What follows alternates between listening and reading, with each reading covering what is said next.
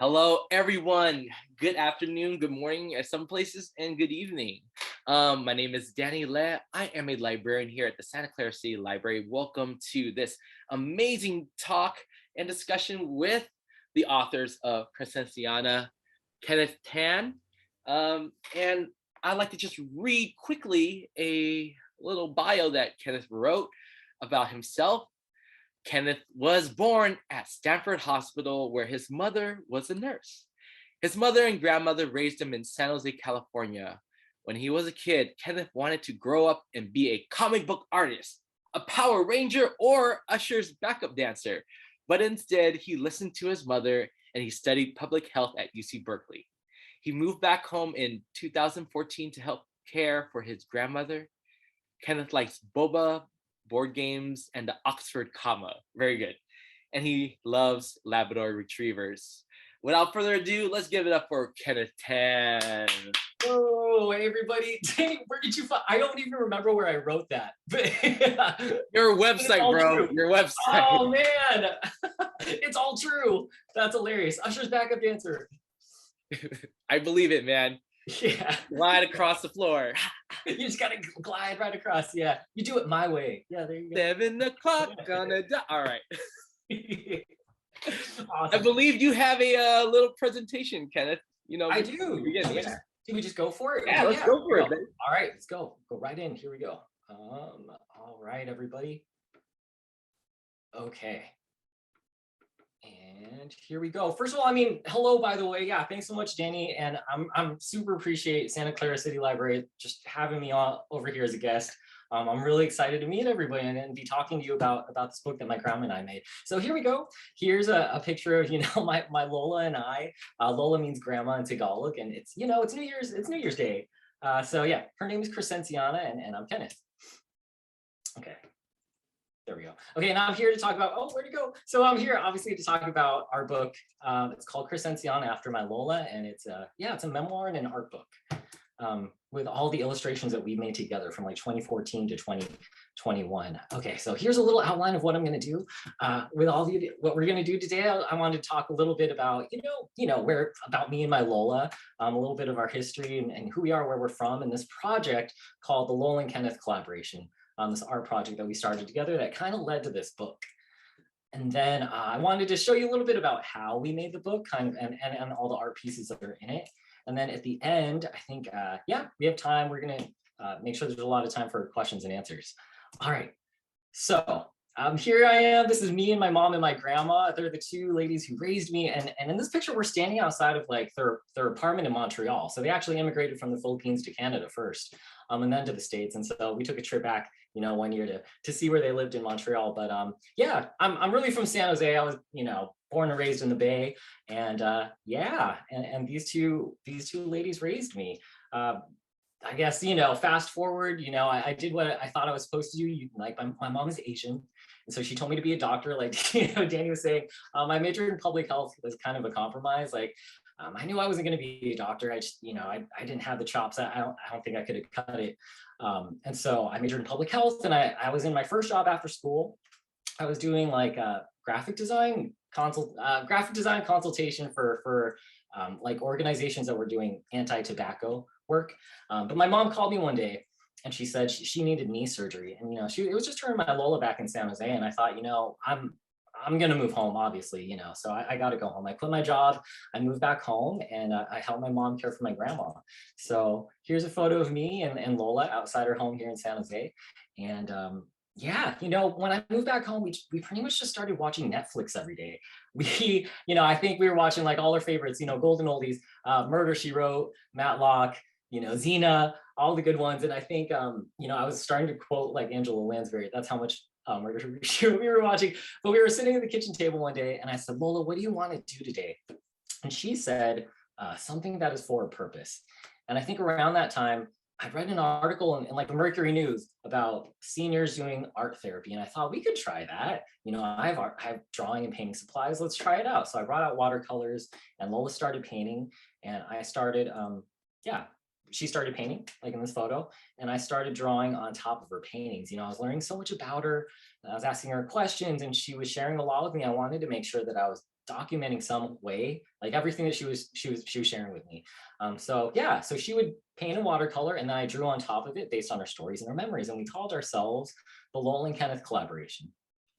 So I have a video here, pretty much, you know, explaining, you know, and showing what we do or what we did, our project.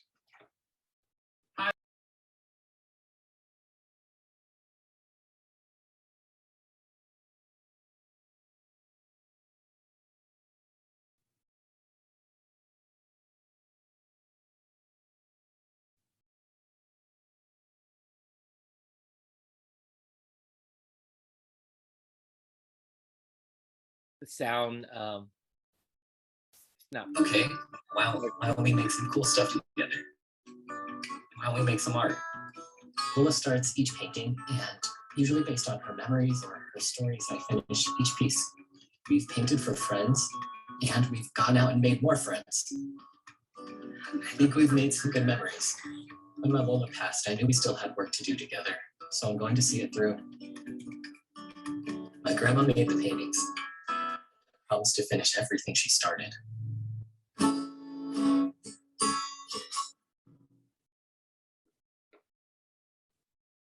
Cool. All right, so yeah, that's how we became the Lola and Kenneth collaboration.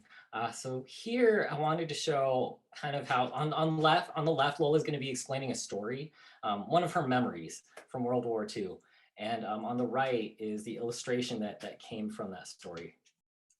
You don't feel fairness. You feel fairness. You're afraid. So you feel feared. And later on, you cannot see any more dog fighting. The sky is clear.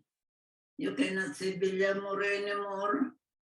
And no more dog fighting. You fear the soldiers also who are on the ground. So we try to find a place to hide. So there, Lola, she was explaining kind of her experience when World War II started, and she had to evacuate with her cousins into the mountains. So she's talking about, you know, when they were going into, moving, you know, escaping into the mountains, and they could look above, and she could see dogfighting, the airplanes fighting above her. She mentioned Villamor. Villamor was an ace pilot, a Filipino ace pilot who fought with and for America during World War II. And so, yeah, she was saying she could look above, and it was, you know, she couldn't see Villamor anymore at one point. And so the piece on the right is called Dogfight. Okay. All right, I wanted to show another couple of pieces just to show, you know, before and after what it looked like. So here we have Lola's painting, one of her watercolors, and here's what it looked like after I drew, you know, on and around it. And this piece is called Carabao. A carabao is a water buffalo in the Philippines. And so I come from a farming family, and Lola's family, they had carabaos, and they had a carabao, and they named him Putut, which means like cut off, because he was missing his tail like Eeyore. So that's why we made this piece. Okay, and then here's a piece called Barkada. Barkada means, it's a slang word in Filipino, and it means it's like your posse, your crew, your tight group of friends. And so here's Lola's painting, and then here's what it became after I drew on top of it, or drew around it.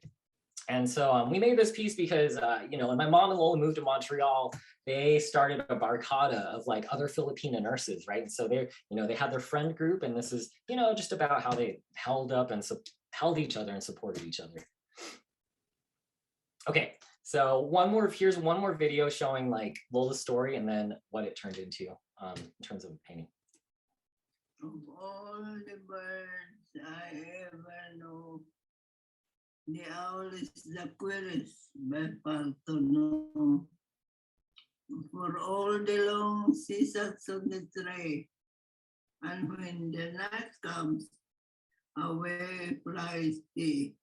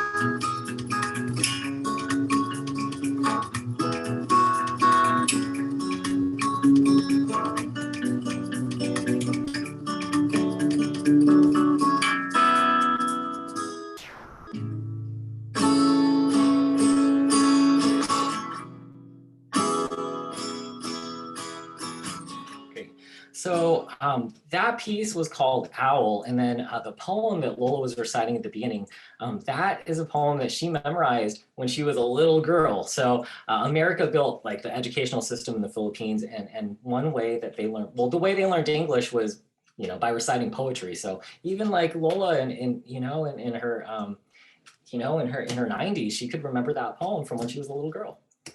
So that's why I made that piece. Okay, so here are a few key years, I guess, in the process of making the book. Now we're talking about the book. So 2016, 2016 is the year that Lola passed, and she left me with all of her paintings. And so that year, I said, you know what, I promised I would finish everything that she started. But I got kind of lost. 2016 through 2020, I just started a string of, I didn't know what to do. I started, retail jobs, and I was very, very lost. 2020, I think there was something like called a pandemic. I don't know if you've heard of it, but that kicked off in 2020. And we all had to shelter in place, right? And that's when I had all of those paintings in front of me, and I said, like, okay, Lola, this is the time, we're going to do this now. And so I started just, drawing on top of all our paintings in 2020. In 2021, like the early 2021, I actually finished all of her pieces. And then I said, like, okay, I guess this is a book. I didn't know it would be a book, but that's when I started writing it. And 2021 is when I finished writing the book and putting it all together. And here's a little sneak behind the scenes. This is where I'm sitting now. This is the workroom. This is pretty much where I wrote the book. If it wasn't here, it was at the kitchen table with my mom distracting me. She'd be watching her like Korean dramas on her iPad. We worked across from each other. So this is where the writing all happened. Okay, so I was talking to Danny about this earlier. I did the typesetting for the book and the graphic design myself, because I went the self-publishing route. And one of the reasons I did that was because I wanted to have a big say, and I guess I wanted to design the book myself, and be able to choose the materials and the people that we were working with, and all those good. I say we, like, yeah, that Lola and I were working with. On the left, those are the books that I used to try and learn. I did a little graphic design boot camp for myself, and I'm old school. I like to go to books. Quick aside, the way I learned to draw, my mom used to bring me and my sister to the library like a few times after school, during the week after school. And I learned to draw because I would check out the books that were like, step 1, a line, step 2, an owl. So I learned to draw from those books. And one of my core memories is on the way out from the library, they had a used book bin, and you could buy discarded books, I guess, that they were taking out of circulation. I would go through every time I went to the library. One day I found a book called How to Draw Comics the Marvel Way. And I was big on comic books growing up, Avengers, X-Men, Marvel. So that was like, whoa, the holy grail to me. So I brought it home and I devoured it. It explains how I can't draw hands. I think that chapter was missing, but that's how I learned to draw. And so when I had to sit down and design the book, like I said, I'm old school. I went 2 books to learn how to make this book. That's my instinct. And then on the right, that's like me in the process. You can see me designing the book on the computer. And then that's my Thanksgiving meal, because I ended up being here alone for Thanksgiving, but I spent the day, with grandma making the book, and I had my little chicken and spaghetti. So it was a good day. Okay, then here is just more like behind the scenes. So this is me testing out different fonts and spacing, me figuring out how much space goes between a bullet and, the text, and how much space do I want in the margins. I will say that, like, my key, like, one goal I had was I want this to be as accessible as possible. So I would print out, like, on the bottom, you can see I printed out different like size fonts, and I was trying out different fonts, and I would give them to, friends and family, and ask them, like, okay, which one's most readable to you? And I wanted a font that could be read by people of all ages and abilities. And so on the bottom, I have 3 fonts: Chaparral, Adobe Caslon, and Adobe Garamond. Those are all fonts. I wanted to choose a font, little peek behind the curtain, that was designed by a woman. I wanted to include as many women voices in this book, being aware, this is my grandmother's story, and I'm aware, I'm her grandson, and sometimes, I'm speaking for her or with her, sharing her words, but I wanted to make sure there were a lot, I just wanted this to have a lot of women energy and women voices in the book. So these 3 fonts, I ended up going with Adobe Garamond. It's very readable, and it's classic font. And one of the designers is like one of the first female typographers, font designers at Adobe. So that's why I chose that one. Okay, and then here's some like, gosh, early cover designs I had. I just wanted to give you a quick peek at those. Yeah, and so I went through these, and then I ended up going with this. So this is Lola's portrait. It's her silhouette. And from one of the earliest photos I have of her, and I like comprised of her brush strokes. And I think, the feeling I was trying to go for is that, this book, it's about Lola, but I know my Lola is Lola, but she's so many other things. She's mom, and beyond that, she's Crescenciana. She's her own person, her own woman in her own right. And I wanted to show that she's a woman of many stripes and many colors. So that's why I landed on this design. Yeah.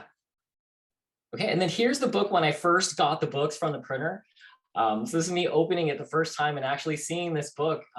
Gosh, after all this time working on it, I went with Edition 1 books, and I went with them because they used to be based in Berkeley, and I went to school. I went to Cal, so that meant a lot to me. They moved recently to Richmond, and so they're still in the Bay, and I wanted to work with someone local and make sure the books were printed in the USA. So yeah. Okay. And I think that's it. Just I wanted to shout out. So this is the content editor, Christina Ordanza, a longtime friend, and she was really helpful in making sure, like, right, I stayed on track, and I was thinking about my Lola Crescenciana as a woman in her many stripes and colors. And then this gentleman is Jonathan. Jonathan Lewis. He was the copy editor.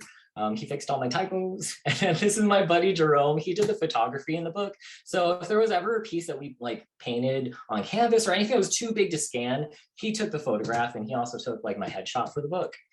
And then my mom, I gotta thank my mom. This is Olivia, because when I started, I got to a point in the book where Lola became a mom, and I was like, oh gosh, I don't know what Lola's like as a mom. I need to ask my mom. So it was a team effort, my mom and I working together to piece together, Lola's life between the stories that we knew, we each knew. So I'm really grateful for my mom and her help. And then of course I got to thank Lola. This book, like, wow, I don't know what to say. I get to do, I never thought I'd be doing something like this, like getting to talk to you, like you, Danny, and you nice people, and that like something we made would be sitting on the shelf in a library in our hometown where I grew up. And so this is all amazing. And I know I keep my grandma's picture with me all the time because I want to remember and stay focused and remember that this is all because of, this is for her, one, and I'm having, getting to experience a lot of things and go on these adventures because of her, and I'm taking her with me through all of them. And I hope she's having a fun ride. Yeah. Okay, so I wanted to put these up here. I'm not going to read through them, but if you wanted to take a screenshot, these are some questions, I used when I was trying to learn my grandma's stories, and a lot of them actually were questions I had on my phone that I never got to ask her. So maybe they'll be useful for you and your families. And so I wanted to put these up here. Yeah. Okay, I'm gonna move on, but I have these questions. If you like them, feel free to reach out. Okay, and that's pretty much it. Thank you so much. Yeah, here's my contact information on all socials. I'm on Twitter and Instagram. I'm mostly on Instagram at LolaXKenneth. And email me, feel free to reach out. I'm at kenneth@lolaxkenneth.com. And then as a thank you so much for being here, one, check out the book from the library, please. But if you wanted to have a copy for yourself at home, I made a code for you today. It's called Barcata Santa Clara, all caps. And that's for 20% off one copy of the book for you on my website, lolaxkenneth.com, just as a thank you. Yeah, Barcata Santa Clara. And I'll put that in the chat too again. All right, and that's it. Thank you so much. I'm so happy to be here. I'm so happy you're here, Danny. Thank you for having me. This is really cool. Don't leave, people. We're going to go into a Q&A. So yeah, don't leave. that was Kenneth's presentation, but we're not done yet. So we're definitely going to go into some Q&A. please, if you have questions for Kenneth, put them in the Q&A or in the chat. We'll check it out. Kenneth, please look at the amazing comments people have given you. It looks like everybody who's here has got into the book or has seen your artwork and know about your story with your Lola. But as we're getting through that, you've alluded to this and that this is your first book, but really in the book, what drove you to write about your Lola's life, incorporate the artwork you both collaborated on into this one volume? Because easily you could have just done an art book, but what drove you to also write the narrative? Because being this is your first book, you're like, can I do it? How did you cull these stories to begin? Because half the book, or at least 3/4 of the book, is about your Lola's life. So the fact that you did not live her life and you had to write it from all the stories that you've been told, how was that feeling when you had to start? Wow, gosh, looking back, I don't think I knew, man. I can't really remember at what point I said oh, it's a book. Maybe it was because I think I was just finding my way through the process and it happened naturally. So, I think I talked about this in the book. I uncovered a big Tupperware bin, whatever you call those totes, of all my Lola's things. And it was like doing family forensics. I was like those people with the yarn on the pictures on the string. And I realized maybe I know more than I think I do. And so maybe one of the first things I did was I have a spreadsheet, right? And I just started putting in dates and events. And I realized okay, there's a lot here. And I think between me and talking to family members, mainly my mom, we were able to really fill out and make a portrait of Lola's life. And then I realized okay, yeah, maybe this could be a book. I think it's a book, because before, on social media, I would just post the artwork and maybe a paragraph, a little bit story of it. And so that, you're right. I thought, okay, it's an art book first. Maybe that's what it's going to be. But I realized that there was enough material. She'd left enough breadcrumbs behind to tell the story in full. So yeah. No, it's really amazing.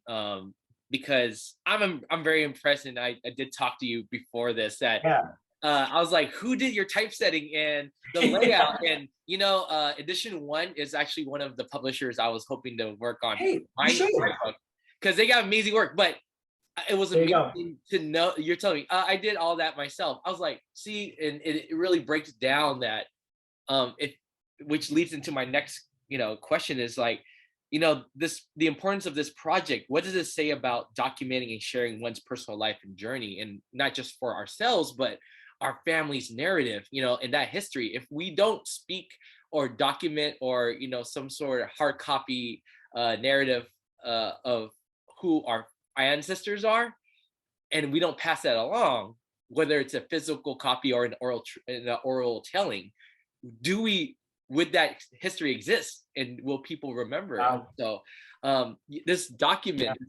I think for most of us, we can agree, we all know your Lola really well. I can hear her through cool. That means a lot. That means so much. Thank you. Thanks, Danny. So was doing this book helpful for you to not only understand who you are, but also where you come from? Oh my gosh, 100%. Oh my gosh. They say no history, no self, right? So I don't take anything for granted in my life, because I know directly where it comes from. It comes from everything that, everything my grandmother did. None of this wouldn't have any of this if not for her. I want to say though, I heard my mom, she was talking to someone the other day, and she was telling them the book, our family, she was saying our family story, it's not special, it's not unique. And at first I was like, what are you talking about? And I heard her explain it. What she meant is that, we're not the only Filipino family. We're not the only Asian family. We're not the only family who suffered. We're not the first family to suffer or experience those things that Lola and my mom did. And so what I hope for the book is that you know, it's my family, it's my family story, but I hope other people see themselves and their families in us as much as, you know, I see myself in our family in other people.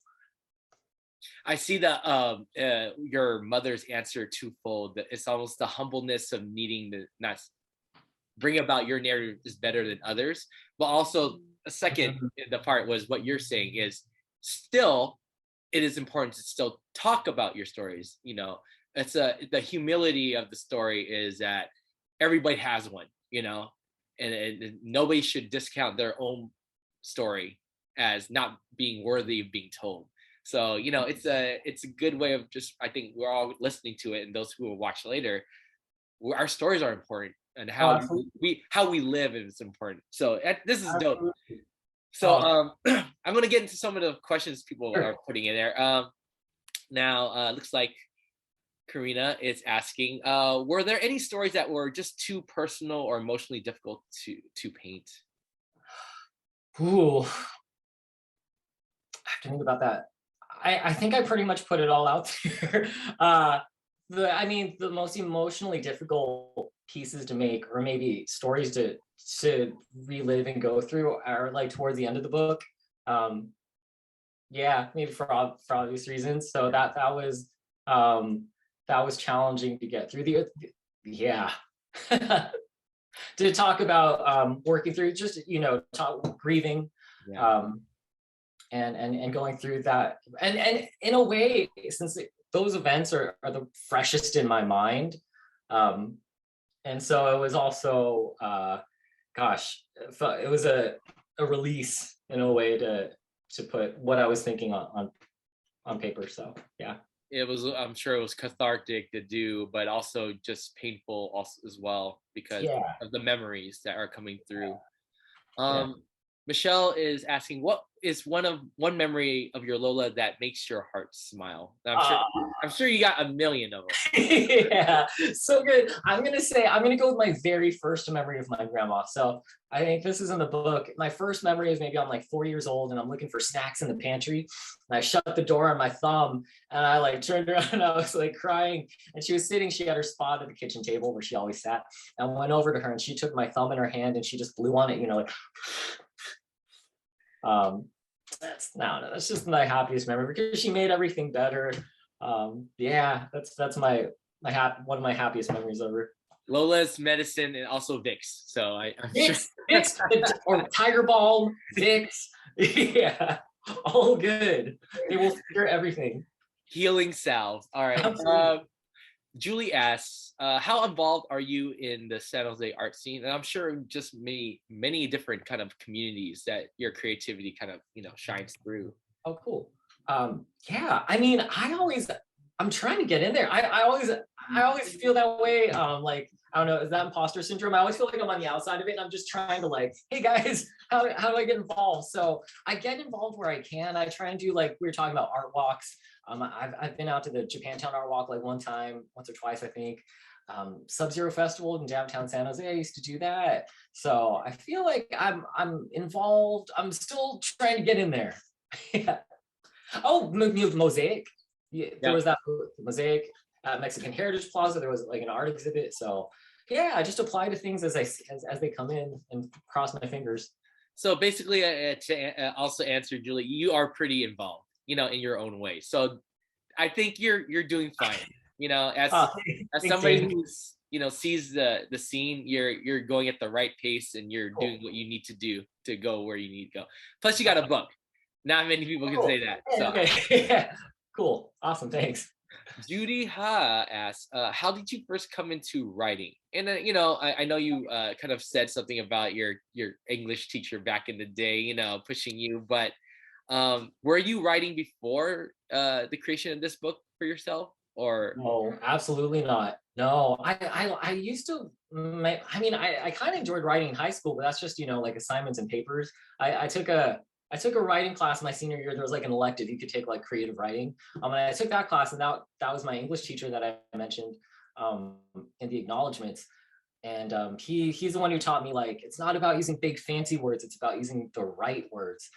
But no, I wasn't really doing writing before this. I don't know. I had to get I had to write, yeah, to make the book happen. I just, yeah. Yeah, you know, honestly, I'll say this: your writing is a very personable style, very natural, and I can tell you're the Filipino jokester in Hey. you. Yeah, because I was like, this guy is his Filipino humor is very, very thick in here. Because I was cracking up. I was like, this guy is not stopping every chapter, even when we get to a deep part of the book. No. You would pause with a joke, and I'm like, you know, to lighten up the mood. Yeah, I was like, you know, it's those pauses and beats. I felt like I was on with you in that journey, because in those painful moments or those times that was difficult, I can, and I feel in your energy, you use that humor to help, you know, levity the situation. But also your Lola was pretty funny too. So I'll say.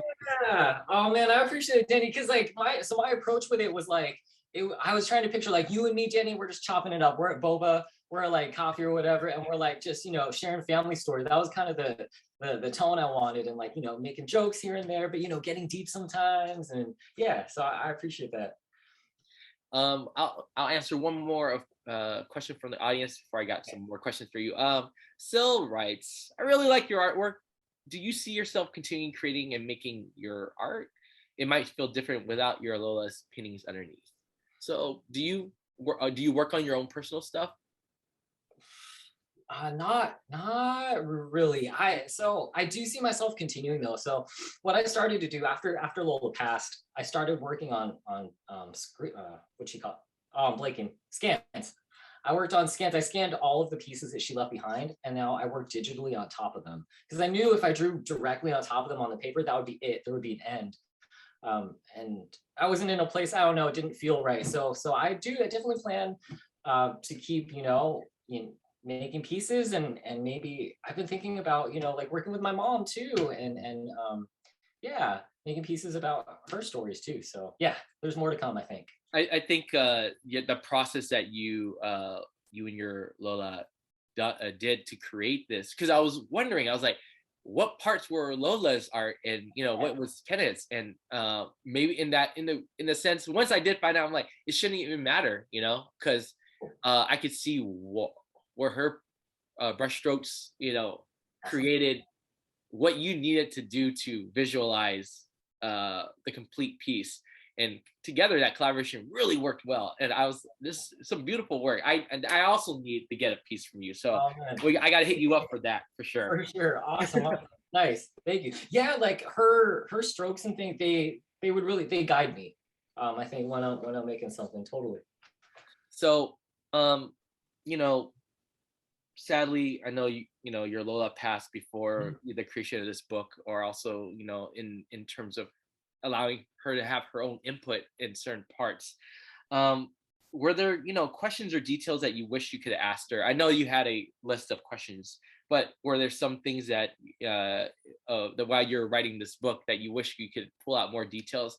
Because she lived a really, really hard life, but you allowed to show her strength through all those situations, from, as a child having to go to live far away from her siblings to earn money, to moving to different countries, more than one country, to start a new life, but throughout that, her joy, her strength shone through. So, but were there any questions that you wished you could have just asked her to kind of pull out, especially certain parts of the story? Yeah, totally. So two things. So first, I'm really glad they came through. Like, one thing I worked with like Christina, the content editor, about was I wanted to make sure it was evident that she had agency, that she was making choices, and like history wasn't just happening at her or to her. I really wanted to show that Lola made choices, and she was navigating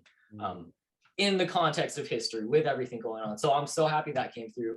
And then in terms of asking her things, I think you nailed it. Like, I wish I could ask her more questions to zoom in on parts. Like, when she moved, she had to move away when she was 16, and she moved to the city, and she was, just working as a hawker outside of a tailor shop. I wish I could ask her more questions about that. What, like, details, like, what did that look like? What did your room look like? I wish I could ask her questions to help me really paint the picture and see what she was living. And I was really careful. I wanted to be careful throughout the book. Like I tried not to, assume. I wanted to stick to things I knew were facts. And like when I'm like imagining things, I wanted to make sure I was saying, I imagine. Like, I don't know if this is what happened, but I imagine this is what might happen. Yeah. We definitely feel the delicacy you took in the care and respect of making sure, you're putting enough of Lola's story in context to, from your own understanding. Because I mean, there's a lot of you in this book too. Let's be real. Sure, yeah. It's not a floating narrator. It's you. it's your voice. And it's coming through as that collaborator. But I can see where you took that care to make sure her voice came through, and I'm sure that was pulled from talking to your relatives and making sure those the accuracy of the details were there. Now I got really lucky. Oh yeah, go ahead. Sorry. So yes, I got really lucky because like I was journaling a lot when I moved home, and I would like whenever Lola said something, I would record it or like write it down. And then back in college, I took an Asian American Studies class, and I ended up there just because I needed it was just serendipity. But the assignment was talk to a family member or relative and find out how they immigrated here. Mm-hmm. And so I wrote the paper about Lola. And I recorded our conversation, and I went back to that recording for the book. And so I'm really glad. I'm very grateful that I had that. So I got lucky in that sense. Well, grateful for a younger Kenneth to have done that. Yeah. The studious Kenneth. Good job. Have you, in this respect, have you gone back to the Philippines and retraced, your Lola steps? And do you plan on doing more research into your family's history, after this? Yeah. So I've been back to the Philippines twice, and I've been back to, where my mom grew up, where my Lola grew up, and where she was born. I haven't been out to the farms yet. I want to see the farmland. Because I think my family's still, it's still under our name. So I want to go back and see where all the hard work, happened. And yes, I want to learn more about my history, especially like my mom and I were curious now about like my grandpa's side, her dad's side, the Tans, Tan side. I mean, that's an amazing story right there. And not to give away to anybody who just hasn't got the book or read, marrying into a Chinese Filipino family or husband, and there's that whole situation where she lost her citizenship, and I didn't know that was a thing. Like I was like, what? So if you marry somebody who's not a national, you lose your citizenship, even though you're a native born. You lose that. And then she gained it back, after some work. I mean, that's why this book's like, wow, this lady has lived through all of it. It's pretty amazing. Now, I mean, what's your I know you alluded into your the book, but it definitely, being Asian American, we do get kind of the burden or the heaviness of trying to make it through, what family thinks is success, right? Oh, yeah. So what does your family think about now? Not just the book, but even before with the art that you've done with Lola. What are they still continuing to think, or even at this point, that it's a hobby, that it cannot. Because as a creative myself, everybody, it's always a hobby. None of them never make money to others. Yeah.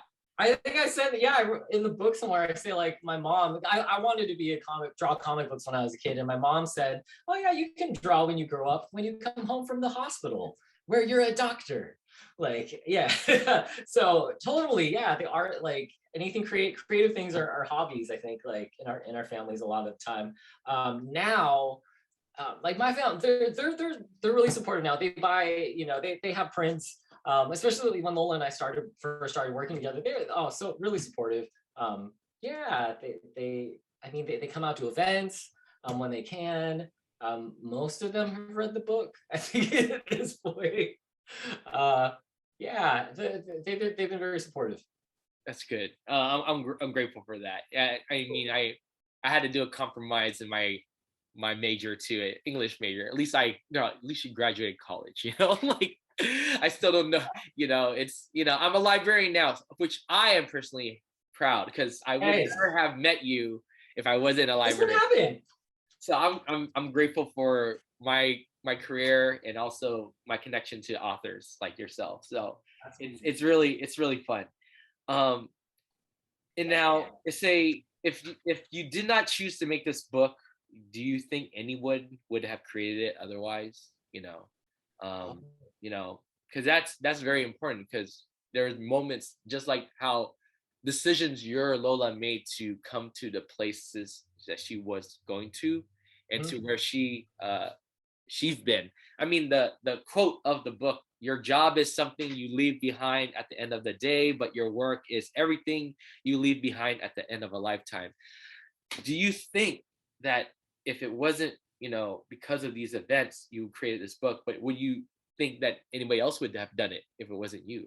Do you mean like another could have been it would have been another family member, or would have been somebody who would write this story about you and your Lola, or even your Lola in general? Wow. Oh, I thought you meant like the Lola and Dante, like a different. No, not at all. No, I meant like, if we don't tell our stories, if we don't choose, or have a understanding that we need to share it, would have somebody else done it. Of course, we'll always tell the stories with one another, family members and friends. But I think that this document proves that it was a labor of love that was created out of your relationship with your Lola, your grandma. Oh, thank you. Gosh, I don't know. I think in a way things happened. Gosh, in the way they did. This book would not have happened if things hadn't happened in the way they did. I don't know where it starts. Like, what was the point, the decision that led to this book? But maybe I don't know that this book wouldn't be here if, I don't know. I don't think it would exist. I know it's like an existential question because it already has happened, but that's a good. As for us, I'm talking to myself as well. What I ponder, for me, I write poetry. If I don't write the poem I'm in my head, would anybody write it for me? And that's. Well, I can say no. Yeah, no. No. I feel like this exists. This what you created exists because you were pushed and moved to do so. And that's what I'm hoping, people get out of this talk with you, because everybody always says that you have one great book in you. Oh, wow. One great piece of art, like to leave behind, so, and maybe I'm asking you to, from as a tip, what, for those who are not naturally inclined to create, fiction or nonfiction at first, what are some other ways that people can document and share their stories, that you found useful, Gotcha. Other ways that people can document their stories. I mean, I think, well, maybe it just starts in having conversations. I mean, if the interest is in documenting specifically your family stories and yours and your relatives, I think it really just starts from talking. And I can't speak for all Asian families, but I know, at least in mine, I'll say we're not, we don't talk that way with each other. We don't get into, very deep heart. We don't talk about feelings. So it's tricky. What did help, I think, is that, my mom told me she was surprised with a lot of the things that Lola told me, because Lola didn't tell her. So I think it helps if there's a generation removed, grandparent to grandparent and grandchild. I don't know if there that space. Lola we felt open with each other. I would tell my Lola things I wouldn't tell, my mom necessarily. And to be fair, there are things I tell my mom that I maybe don't tell my grandma, So I think lean into whatever relationship you have with them. Yeah, lean into whatever kind of relationship you have with a given family member. And ask questions. I think that's where it started, at least for me and Lola.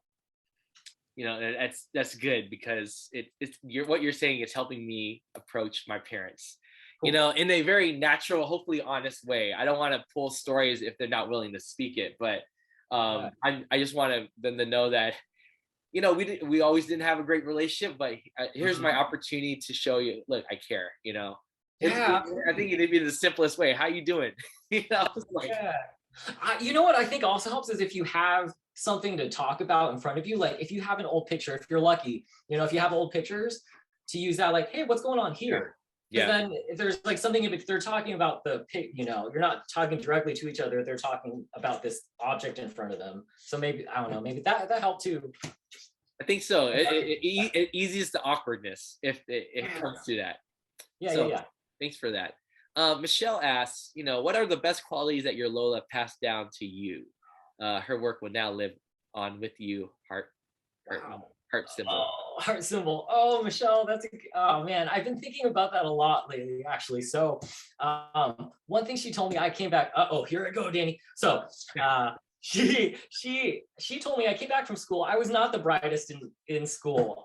So I came back. I think after my first month, I came back home, tail between my legs, and I sat down next to grandma, and she asked me how I was doing, and I was like, well, I'm scared.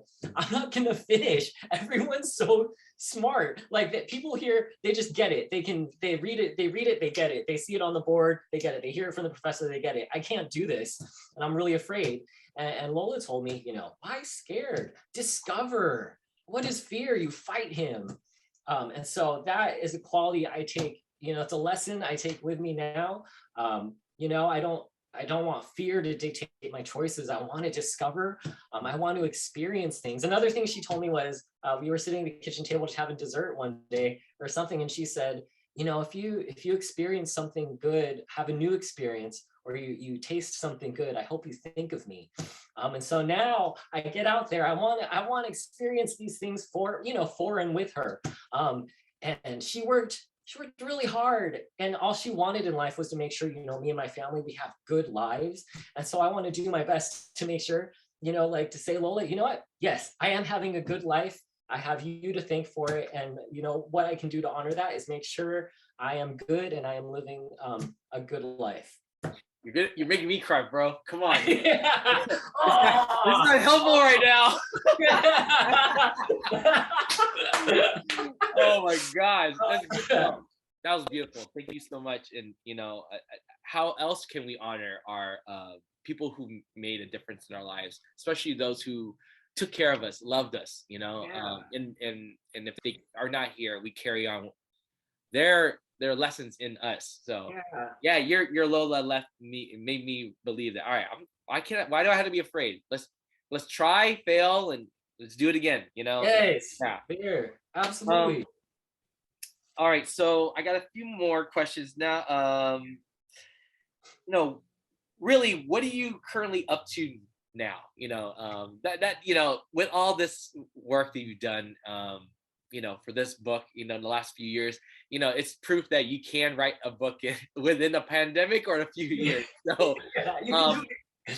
what's next for you? What are you actually currently up to at the moment? Okay, yeah. So like right now, I'm writing cold emails. I'm knocking on doors, Danny, like trying to find like independent bookstores, like who will, carry the book on their shelves, reaching out to libraries,